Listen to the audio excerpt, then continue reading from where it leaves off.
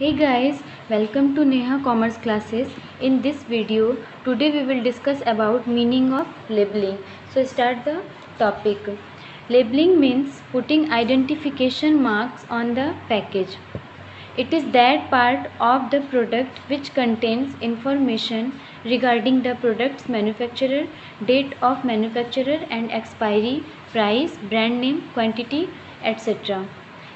Labelling क्या है हिंदी में से समझ लीजिए।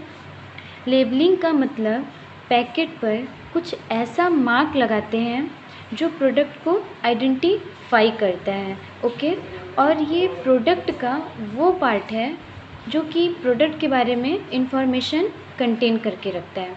ठीक है, जैसे क्या कंटेन करके रखता है? Manufacturer date, expiry date, price, brand का नेम और क्वांटिटी।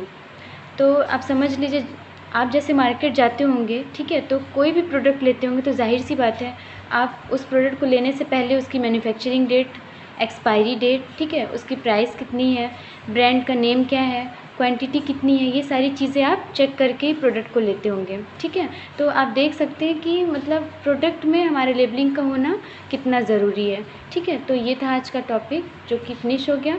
आई होप आपको समझ में आ गया होगा, कोई प्रॉब्लम नहीं होगी। So thank you.